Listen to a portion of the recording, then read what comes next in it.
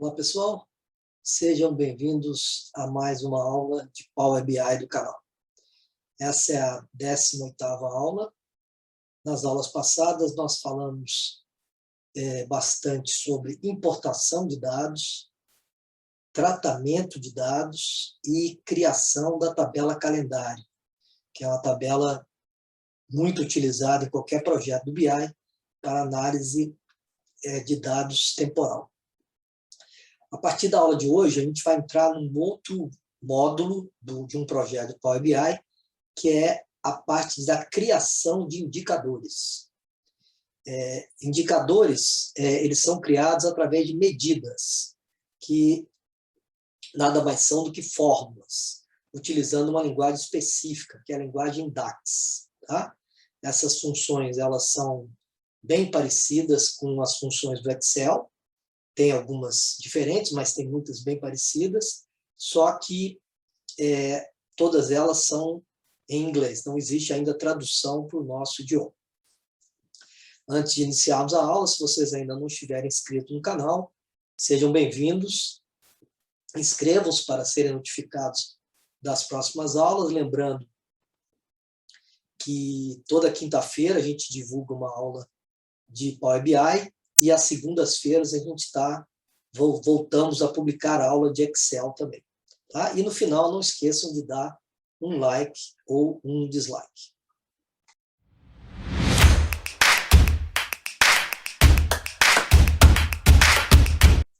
Eu salvei este projetinho na descrição do vídeo, então quem quiser acompanhar a gente é só baixar, né, fazer o download do arquivo.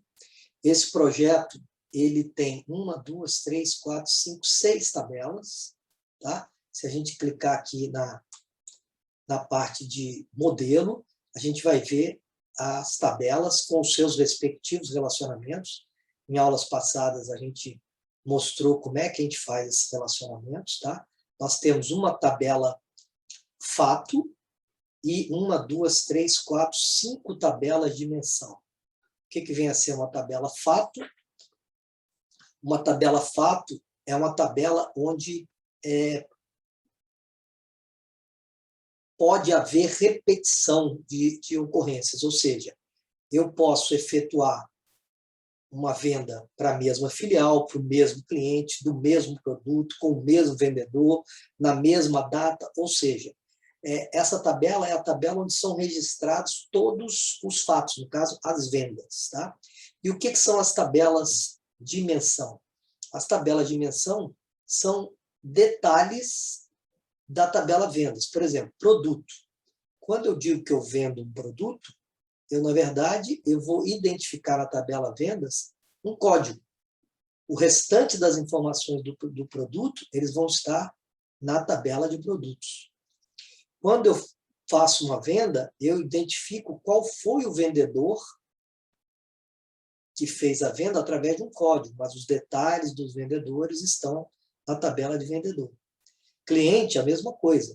Eu digo para qual cliente eu vendi, mas os dados do cliente eles estão numa tabela de dimensão. As tabelas de dimensão elas não têm repetição de valores, ou seja, o produto ele é único, não tem repetição do código do produto. O vendedor ele é único, não tem repetição do código do vendedor. Cliente também, filial a mesma coisa. E a nossa tabela de calendário, que também tem uma sequência de datas exclusivas, não tem repetição de datas. Tá? Então, partindo desse nosso modelo, nós agora vamos começar a criar os nossos indicadores, as nossas fórmulas. Tá? Então, vou voltar aqui para a área de relatório. Como nós vamos criar, nas próximas aulas, uma quantidade grande de fórmulas, o Power BI ele permite que a gente crie fórmulas dentro de qualquer tabela. Mas se a gente começar a criar fórmulas dentro dessas tabelas, a gente vai perder um pouco o controle sobre a quantidade de medidas que nós criamos e onde elas estão, quando eu precisar utilizar essas medidas. Tá? Então, para organizar melhor as medidas, a gente vai criar uma tabela somente para colocar as medidas. Tá? Então, aqui em página inicial, nós vamos vir aqui em inserir dados. Vamos criar uma tabela vazia e vamos dar o nome de medidas. Se a gente der um carregar aqui, pare, ele vai inserir a tabela nova criada em ordem alfabética, porque, por padrão, aqui do lado, em campos, elas ficam em ordem alfabética. Calendário, cliente, filial, P, V e V. Nós estamos criando uma tabela medidas, ela vai entrar entre a filial e o produtos. Tá? Está carregando, olha, ela entrou aqui. Nós vamos ver que depois ela vai passar a ser a primeira tabela. Por enquanto, como não tem medida nenhuma criada, ela fica em ordem alfabética. Depois que o Power BI identificar que essa tabela só contém medida, então, por padrão, ele já vai colocar a tabela lá em cima, vai ser a primeira tabela que a gente vai ver e vai permitir que a gente encontre facilmente as nossas medidas. Tá? Bom, aqui, se a gente pegar aqui vendas, por exemplo, nós temos um campo que é de quantidade. Tá? Se inserir aqui uma tabela, então peguei aqui um visual de tabela, ele gerou uma tabela vazia, e nós vamos pegar o campo categoria de produtos, eu posso arrastar o campo ou diretamente para a tabela, ou jogar aqui em valores. Tá? E eu vou pegar o campo quantidade. Repare que nós estamos trabalhando com tabelas diferentes, mas como no nosso modelo nós já relacionamos essas tabelas, eu posso usar o campo de uma tabela e o campo aqui de quantidade. O que aconteceu? Ele já resumiu a quantidade de vendas de cada uma dessas categorias. Isso aqui é bem parecido com a tabela dinâmica do Excel. A diferença é que, para trabalhar com a tabela dinâmica, a gente só teria uma tabela. Né? Aqui eu posso trabalhar com diversas tabelas.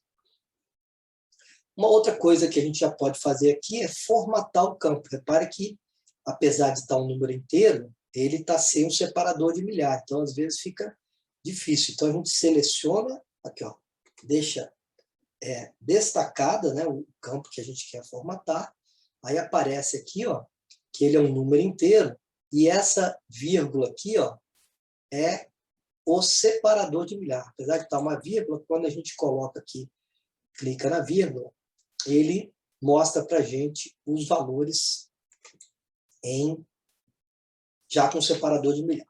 Isso que nós fizemos aqui, na verdade, até agora não criamos medida nenhuma. Tá?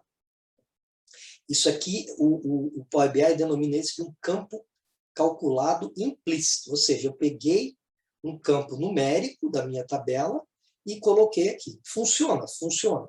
Só que existem algumas justificativas para a gente não utilizar um campo calculado implícito e sim criar uma medida que substitua esses campos. Tá? Quais são as restrições ou as recomendações? Quando eu arrasto esse campo para cá, eu só consigo fazer alguns tipos de agregação, são essas daqui. Tá? Mas se eu quiser fazer outras, né? Se eu quiser pegar as maiores 5 quantidades, as menores 5, ou fazer uma média ponderada, algum cálculo diferente desse, eu não consigo fazer com o campo implícito. Então, uma das restrições é essa, que a gente só consegue fazer algumas funções. Outra restrição é que, para grande quantidade de dados, isso diminui um pouco a performance. Tá? Não é o nosso caso, que as nossas tabelas não são muito grandes, mas é uma outra restrição. A outra restrição, quer dizer, a outra recomendação, é que uma medida ou uma fórmula que a gente vai trabalhar, ela pode ser usada diversas vezes em várias outras fórmulas. Tá? E a maior indicação é que as medidas elas podem ser usadas dentro de outras medidas. Tá? Então, o que nós vamos aprender agora é substituir um campo que foi arrastado diretamente da tabela por uma medida que substitua esse campo. Tá? Então, nós criamos a nossa tabela de medidas, né? e a ideia é a gente criar a medida dentro desta tabela. Mas eu, de propósito, eu vou criar fora, vou criar numa outra tabela, tá? E depois a gente vai ver como é que a gente consegue tirar a medida que foi criada numa tabela e jogar para dentro da nossa tabela de medidas. Então, eu vou selecionar uma tabela qualquer aqui e eu posso ou vir aqui na faixa de opções onde está escrito nova medida, ou clicar com o botão direito, nova medida.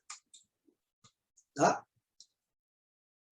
Como nós vamos criar várias medidas, eu vou numerar as medidas, só para a gente ter um controle da ordem que as medidas foram criadas. Então, toda vez que a gente vai criar uma medida, aparece aqui na barra de fórmula um nome genérico, eu vou chamar de 01 e vou chamar de soma QTDE. Então, toda medida tem que ter um nome. Eu dei um nome genérico aqui, chamei de 1, para a gente ter a ordem cronológica, e chamei de soma de quantidade. A função que nós vamos... Agora, todas as fórmulas ou medidas, né, que nós vamos criar, elas são criadas através das funções DAX. Tá? Então, nós vamos usar a função soma. Só que no DAX não existe soma, é a função em inglês. Então, é a função sum. Se a gente coloca as iniciais, ele já mostra para a gente, olha lá, quais são as funções, que é bem parecido com com a assistente de função do Excel. Tá? E aqui, reparem, ele me fala qual é o argumento da função sum. Ele quer um nome de uma coluna, ou seja, essa medida ela vai adicionar todos os números de uma coluna. E nós queremos a coluna de quantidade da tabela vendas. Então, eu poderia já digitar aqui, ó, QTDE, tá vendo? Ele já mostra para a gente. Eu tenho o hábito de colocar as iniciais da minha tabela, aí ele vai listar todas as colunas, porque eu posso não saber o nome de todas as colunas. Se eu digito as iniciais da tabela, ó, ele lista todas as colunas daquela tabela. Tá? E eu aí venho e escolho a que eu quero. Dou 2 cliques aqui, fecho parênteses e dou um Enter. Tá? Então, eu criei uma medida. A primeira coisa que nós vamos fazer é mostrar como é que a gente consegue tirar essa medida para uma outra tabela. Tá? Eu não consigo fazer isso. Tá? Depois eu vou mostrar como é que a gente consegue arrastar, mas não é aqui. O que a gente pode fazer é o seguinte, com a medida selecionada, ele vai mostrar para a gente lá na faixa de opções, ferramentas de medida, e aqui ele mostra para a gente qual foi a tabela inicial aonde ela foi armazenada. E aí aqui eu posso chegar e escolher a nossa tabela de medidas. Então, a medida que estava dentro da tabela vendedores, agora passou para a tabela medidas. Repare que ainda não aconteceu aquilo que eu falei, ela ainda não está como primeira tabela. Por quê? Porque ainda tem uma coluna 1 aqui. Tá? Enquanto essa coluna 1 estiver aqui, ele ainda não entende que a tabela só tem medida. Então, a gente vai clicar com o botão direito e vai pedir para ocultar.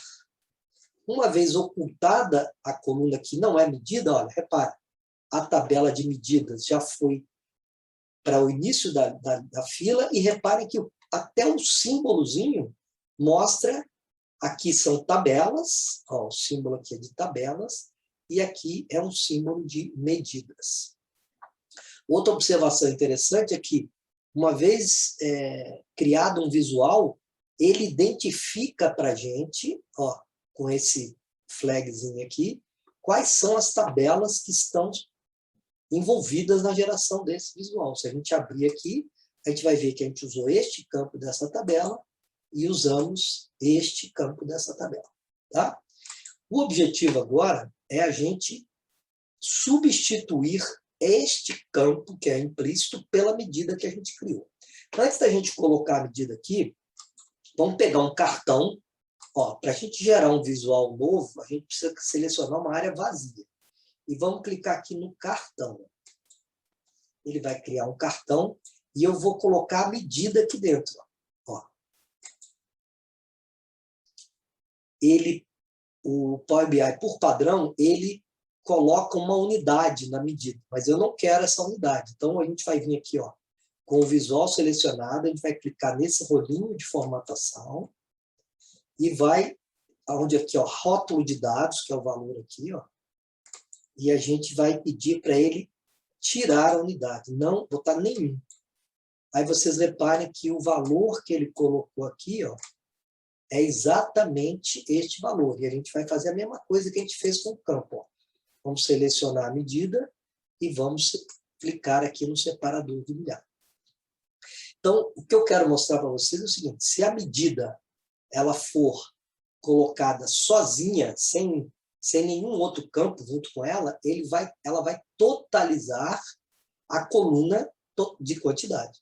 Uma vez quando ela existe algum filtro aplicado dentro da tabela, ou algum campo utilizado, ele já vai separar as medidas de acordo com cada uma das categorias. Então, é isso que a gente vai fazer agora.